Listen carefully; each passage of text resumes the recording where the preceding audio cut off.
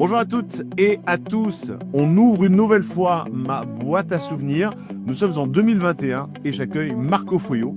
Et avec lui, on évoque son amitié forte avec Christian Fasino. Place à cet entretien. On va parler des... Il y a plein d'amitiés dans la vie de Marco Foio, mais il y a une amitié qui est forte. C'est Christian Fasino. Ouais, Christian Fasino a un personnage, Personnage. une légende. C'est pas un Marco Foio numéro 2 ou toi tu n'es pas un Fasino On est- numéro 2, mais vous êtes Non, la même génération, la même... on est totalement différents, mais il est quand même élu joueur du siècle. Et moi, j'avais terminé, j'étais son dauphin dans les années 2000. C'était fait pour le mondial de Millau. Très belle initiative à l'époque avec Damien Mas. Donc, ils avaient décidé d'élire le joueur du siècle et Fasino a été joueur du siècle. C'est un peu le duel Messi-Ronaldo. Pourquoi pas? Deux grands champions dans la même génération.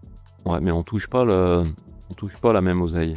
Ah bon? C'est Il y a dommage. eu du bon cette rivalité pour la pétanque. Oh bah oui, c'est les années pop-up. Moi, je me souviens de Christian Fasino, quand il est champion de France en 1975, son premier titre, il a 18 piges. Il a une carrière immense. Il est comme moi. Moi, en 74, j'étais demi-finaliste du championnat de France tête-à-tête, où je gagne ma première Marseillaise. Donc, ça remonte il y a 26, ah oui, quand même, 46 piges.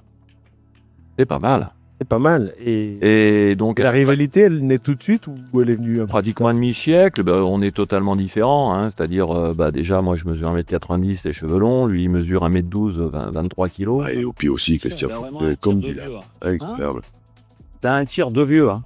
Ah, elle est pas mal tirée celle-là. Attends. Alors, si ouais, regarde, Oui, c'est un tir d'asthmatique, comme il dit. oui, je sais bien. Mais... À nous deux, on a fait plus de 40 finales de championnat de France. Triplette, doublette, tête-à-tête. Quand tu penses que beaucoup de joueurs, quand ils se font une qualification au championnat de France, c'est fabuleux. Nous, on parle pas de qualification. On parle de finale de championnat.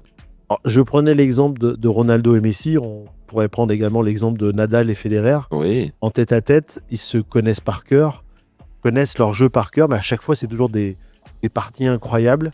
Ouais. C'est un peu comme ça quand tu rencontres Christian. Bon, Christian a tout gagné. Et les seuls concours qu'il n'a pas gagné, qui lui manquent à son palmarès, c'est le mondial à Marseillaise. Il a jamais gagné. Non. Et surtout, il a gagné tête-à-tête, doublette, enfin, etc.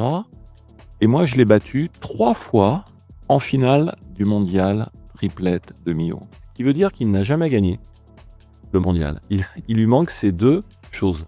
Bon, il a gagné une tonne de championnats. Je crois qu'il est 23 fois ou 24 fois champion de France. C'est quand même pas mal. Quelles sont les grandes différences entre tous les deux, mis à part la taille?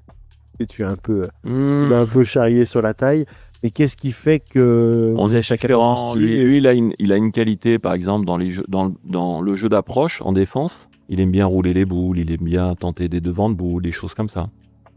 Un hargneux aussi, toujours à l'heure.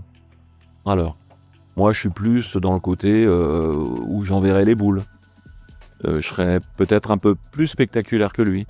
Lui, par exemple, je le sais par des copains qui ont travaillé à Canal ou France Télévisions, tout ça, tous les cadreurs, ils pètent les plombs parce qu'il est long.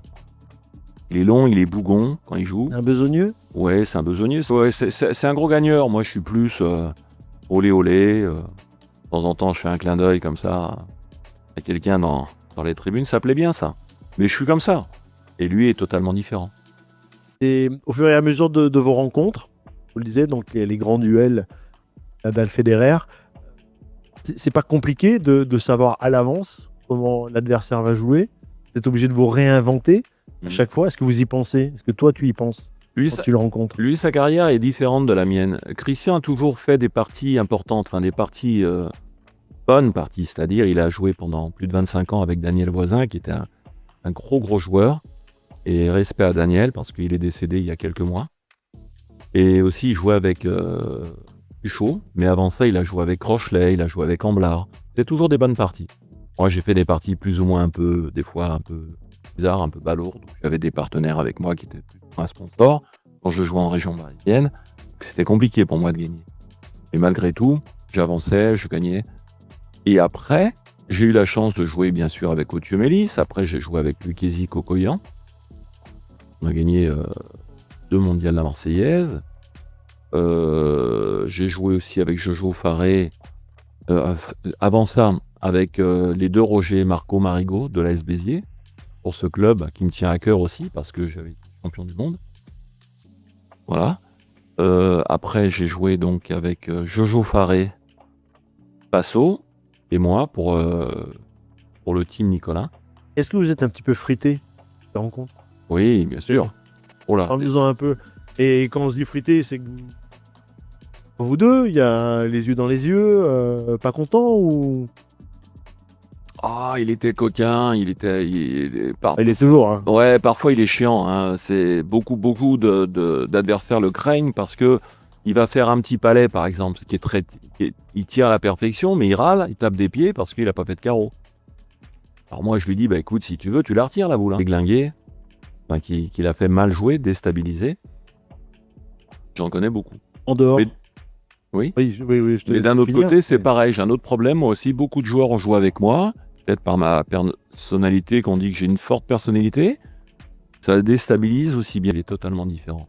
Oui. Alors, je reviens vite fait. C'est vrai que pendant 40 piges, 40 ans, on a joué contre.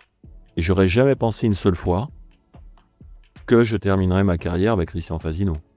Et c'est marrant parce que le titre que j'ai gagné au championnat du monde, j'ai joué avec Fasino. Donc en 1992, quand c'est le président Bernard, il vient me voir, il me dit « Marco, tu seras sélectionné au mois de septembre, tu iras à Host, au championnat, tu vas représenter la France, et tu vas jouer avec Christian Fasino. » Alors que 3 mois avant, on s'est frité pendant la finale de la NPF, où il a joué avec Choupet, avec qui il avait été champion du monde et voisin, on se parlait pas. Hein. Ah oui, On se parlait pas, vraiment, grave. Hein. ouais. Et- La rivalité et- était au plus haut. Oui. Et 3 mois après, nous sommes sélectionnés au championnat du monde. C'est-à-dire les 2 plus fortes personnalités jouent ensemble et il fallait trouver un tireur. Et on a eu Enfin, je dis, c'est une chance. On a joué avec Daniel Monard, de Lozérien, du Collet de Dèze. Lui, il était champion de France triplette. Et il s'est retrouvé associé avec nous et ça a été très bien puisqu'on avait gagné le championnat du monde. Mais c'est pas pour autant qu'on serait parti en vacances. Maintenant, c'est totalement différent. Il s'est un peu calmé. On a vieilli. Maintenant, je prends du temps. Avant, j'étais un peu coquin. Moi aussi, j'étais mariole pour jouer. Mais Et parce que j'imagine que certains qui t'écoutent se disent bon. ouais. Il fait pédale douce. Ouais, Il fait pédale douce. Mais les gens nous craignent pour ça, nos adversaires, parce que et là, le fait qu'on soit associé Fasino Foyot dans une partie, c'est pénible pour nos adversaires. Pour nous, on s'éclate. Parce que faut voir les audiences qu'on a fait. Quand on a joué les 2 légendes, et la 3e, c'était Philippe Quintet, qu'on a fait les trophées le trophée des champions à Tours et à Beauvais, qu'on a fait cette fameuse doublette contre Suchot et Dylan Rocher. Les 2, on doit gagner. Et que c'est là que j'ai inventé des trucs.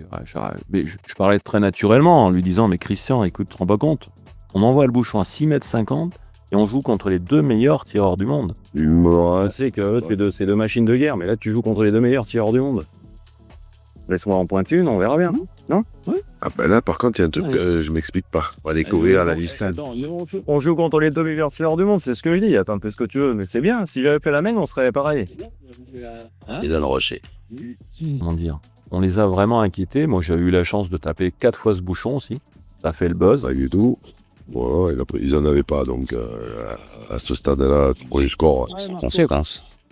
voilà, il n'y a pas de... Allez, Ça, c'est bien fait, ça. sinon tu vas annuler. Et là, Allez. il y a 10, et là, on y voit, là, oui. 9, 8, 7. Ouais. Là, quand même, je pense qu'il flirte un peu trop avec le chrono. Oh non, mais non, mais c'est pas possible. Mais c'est pas possible, cette de Léa. Il a soulevé la tribune en face. Incroyable, encore au buzzer. Du grand Marco Feuilleux. Ouais. Là, ça, c'est voilà, quoi. Mais on s'éclate. Moi, j'aime. Vous avez une chance incroyable en pétanque. Malgré l'âge qui avance, peut jouer contre des jeunes, des joueurs actuels. En tennis, Ouais. c'est pas possible. On leur tournoi senior. Et on imagine mal un Stefan Edberg ou un Ivan Lendl Oui, mais contre un Djokovic. Oui, mais par exemple, la pétanque, elle évolue comme ça. Maintenant, je vais dire quelque chose, Jérôme. C'est vrai que quand je vois certains jeunes qui se la pètent, ont 25 ans, tout ça, je vais pas dire les noms, et qui s'imaginent qu'on a pris un coup de vieux. C'est vrai qu'on a pris un coup de vieux. Quand tu vois Philippe Quintet, ben, il a pris quelques kilos. Christian, bon, ben, il a moins de souplesse. Moi, c'est pareil. On en tape beaucoup moins. Mais si on joue encore tous les trois, par exemple, on pourra en tordre quelques-uns.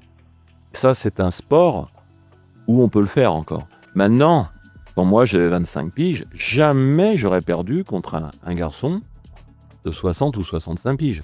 T'aurais pas dans ta tête. Mais est-ce que ça t'est déjà arrivé de perdre? Pas souvent. Pas souvent, parce que quand t'es au top niveau, c'est difficile de perdre contre des gars qui ont plus de 200 piges à eux trois. On est bien d'accord. Hein, voilà. Mais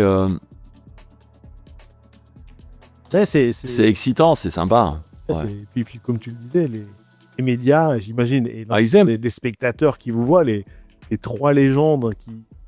Bah, par exemple, cette année, on a été associés, puisque j'ai changé de club. Hein, je suis parti de mon club des Gaulois à Loubera, que je salue entre parenthèses, avec son président, mon ami Jean-Michel Guillemot. Et je dis que sur 2020, on jouait avec Christophe Sario. Ah bon, ça par l'intermédiaire de Pierre Nallet, le PDG d'un home immobilier qui nous a fait venir, qui est mon ami. Donc, notre association. C'est quand même incroyable. Fait venir les deux légendes à Bron, et fatalité, il y a ce Covid. Tous les championnats de France ont été annulés, les championnats du monde, enfin, etc. Et on n'a pas pu jouer. Et les gens étaient déçus. Le seul tournoi qu'on a pu faire, donc en fin d'année, enfin, c'était en 2019, la fédération nous sélectionne, des plus de 55 ans, pour le premier championnat pas le premier, pour la France, qui pour la première fois participe au championnat d'Europe vétéran. Ils associent les deux canailles, c'est-à-dire Christian et moi, avec Fernand Rivière, que je salue. Fernand, c'est un garçon extraordinaire, le gaucher de Nice. Bon mec, très fort joueur. Et aussi, on a pris Christian Lagarde de Montauban, un bon copain, qui a remplacé malheureusement Michel Briand, qui ne pouvait pas venir avec nous, il a eu des problèmes de santé.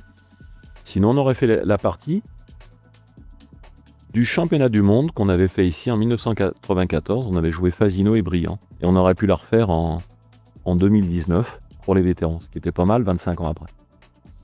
Michel, je te salue. Voilà, j'espère que pour toi tout va bien. Christian, comment ça se passe? Les tirs qui pointent? Est-ce que vous alternez? On tourne. Suivant les terrains, on tourne. Et puis c'est suivant aussi la forme du moment. On a pris un coup de vieux quand même. Ouais. Il y a un coup de fatigue. Ouais, on peut. Donc c'est à nous de compenser. Donc c'est ce qui fait. C'est bien pour ça, parce que je le connais parfaitement. Il me connaît par cœur. Il sait comment j'analyse le jeu. Je sais comment il analyse le jeu. Je sais pratiquement quand il va y frapper. Je sais aussi. Je devine quand il va manquer ou quand il va perdre le point. Et lui, s'il pense que je vais perdre un point, par exemple, il me dit Marco, tu veux pas que je pointe là? Je le sens. Oui, parce qu'on se connaît. Et ça, c'est pas qu'on veut profiter et d'avoir plus d'influence dans le jeu. Non, au contraire, c'est de l'intelligence, c'est du respect, mais c'est de l'intelligence de jeu. Et je pense que à tous les deux, je pense qu'on est les deux derniers dinosaures. Ah ouais, je sais pas. D'accord. Il a manqué le bouchon. Non, mais je sais pas. Tu me dis rien, alors je pointe. Hein. Bah, t'es obligé de pointer, t'as pas tiré au bouton. Mais il aurait pu tirer direct. Ah ben, il aurait pu tirer au but. Christian a été, pendant de longues années, électricien à la mairie de Montluçon. Moi, je t'avoue que si tu me donnes des fils électriques, ben là, tu vois, les missions qu'on fait là, il n'y a plus d'émissions. Ça va prendre feu. Je suis archi nul. Mais quand tu dis sérieux, c'est le perfectionnisme. Oui, c'est dans le jeu. Peut-être. Dans le jeu, c'est un garçon qui s'entraîne encore, lui aussi. Hein. Il fait beaucoup de vélo, il fait des choses comme ça. Et maintenant, moi, pendant le Covid, pendant le confinement, j'ai marché énormément. Par exemple, hier, tout à la déconnade, je me suis tapé 1h30, tu vois, j'ai fait 9 km et demi. J'ai fait pas mal d'étirements. Je m'entretiens, moi. En prévision des tournois, Ou c'est pour ton bien-être? Non, c'est pour la santé. J'ai un peu de diabète, tout ça, je fais gaffe. Et comme je l'ai dit, déjà, j'ai envie de vivre très longtemps, Et jouer très longtemps? pour jouer très longtemps, pour m'éclater très longtemps, et pour profiter de mes enfants et de mes petits-enfants, et puis et mes amis. Pour moi, actuellement, c'est ma priorité. La pétanque vient après. Ça fait partie de ma vie, c'est évident. Hein, 50 ans de pétanque, tout ce que ça m'a permis de faire et tous mes voyages, c'est sûr que c'est important. Mais ma priorité est là. Il y a eu des bonnes bringues avec...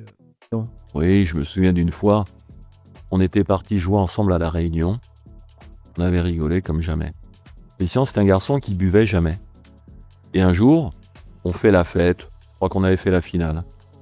On était partis ensemble il y a bien une bonne dizaine d'années. On était à Saint-Pierre, La Réunion, c'est concours d'hiver. On s'éclatait, on était loin de tout. Et il s'est mis à boire des martinis rouges. Je me souviendrai toujours. Il était au comptoir. Il me dit, c'est pas possible. Marco, il rigolait tout seul. Le comptoir, il bouge. Il arrête pas de bouger, le comptoir. Moi, j'ai dit, mais t'as quitté la terre. Tu vois, c'est Christian Fasino que les gens ne connaissent pas. Christian buvait du Perrier menthe, tu vois, de la Badoire. Maintenant, depuis qu'il est avec moi, je le fais chanter, il danse, on fait les cons tous les deux. Et je l'ai jamais vu boire autant de bouteilles de champagne. Monsieur aime le ruinard. Ruinard, fine bulle. bien sûr. Comte de champagne aussi, il aime. Ah, il s'emmerde pas, le mec, hein. Ça lui va, hein. C'est un vrai gentil. Ouais, c'est un bon mec. C'est un bon mec. Quand on le connaît pas, il est bourru. Beaucoup de gens le détestent. Mais il faut le connaître, simplement. Voilà. Raté un petit peu... Ouais. Bon, on a eu des bons moments, on a eu des mauvais moments. Une anecdote, par exemple. On parlait d'anecdote. Un jour, je me souviens, regarde, René Lucchesi, Marco, arrête tes conneries. Et je me barre. Je me barre du carré d'honneur. Imagine-toi. Roland Garros, Nadal s'en va parce que Djokovic lui prend la tête et il va faire un tour. Qu'est-ce que je fais? En face du carré d'honneur, à 30 mètres, il y a un bar. Je m'installe, je prends un café, je prends le journal L'équipe et je m'installe et je lis L'équipe. Tous les gens, 2000 spectateurs, sont dans les tribunes. Incroyable. Les arbitres me cherchent de partout. Imagine-toi le bordel. À la sortie, je reviens, ça vient à moi. Et je sais pas si je l'ai gagné ce parti parce qu'il nous a tellement embrouillés. Il agit sur le cerveau. Tout le monde t'attend. Ah ouais. Partie, Quand je suis revenu, j'ai dit à tous les coups, je suis mort. Bah oui. Ah bah, suspendu ou au moins éliminé. Non, les arbitres ont été sympas avec moi. Les gens, bien sûr, quand je rentre, Ah bah oui. sifflent et tout. Mais il peut te faire disjoncter. Hein. Ouais. Ouais. Donc c'est vraiment un bonheur et comme tu le disais, le fait de vous retrouver maintenant partenaire. Oui, maintenant, Vous avez une ambition tous les deux? Eh ben, c'est éventuellement soit de gagner, pourquoi pas une Marseillaise. Et je souhaite que l'année prochaine, je rejoue avec Dylan Rocher et Stéphane Robineau. Ou éventuellement un titre de champion de France. Vétéran, mais à la limite. Lui, ça lui plairait, mais il a déjà été champion de France vite.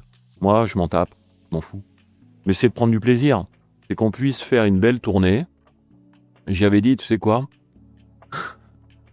On finira tous les deux dans une caravane ou dans un camping-car. On fera la tournée des EHPAD.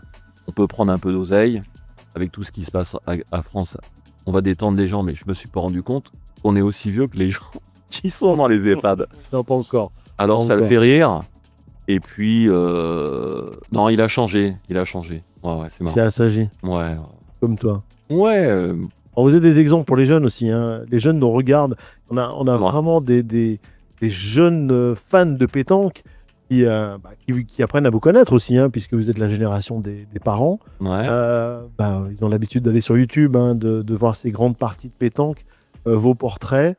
Et vous avez aussi cette image d'exemple à leur donner. Ouais. C'est beau ce que vous êtes en train de leur faire. Non, mais moi, ça me fait plaisir ce que tu dis, parce que les gamins, pour moi, c'est pour plus tard, c'est la nouveauté, c'est les nouvelles vagues, tout ça, c'est bien, c'est l'avenir. Mais aussi, par exemple, je pense à des choses des fois, parce que Fasino, il a joué dans l'Allier tout au long de sa vie. Et pendant des années, il a été détesté, parce que à chaque fois, il battait tous les mecs, chaque année, pour les qualifications des championnats de France. Ça s'est passé pour moi.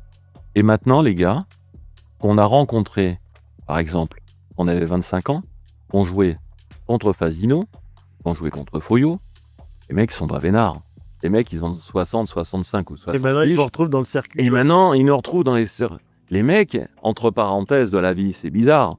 Dans ta vie, en 40 ou 50 ans, tu peux avoir connu une femme, des enfants, divorcé, une deuxième femme, une troisième femme. Les mecs, ils auront fait 3 femmes et toute leur vie, ils auront passé 50 piges contre Foyot et Fasino. Ils sont pas vénards. Non, vous leur laisserez même pas ce titre. Ouais. Ce titre des vétérans. Merci. Merci à toi. Merci au studio Arverne également. Nous sommes à Clermont-Ferrand.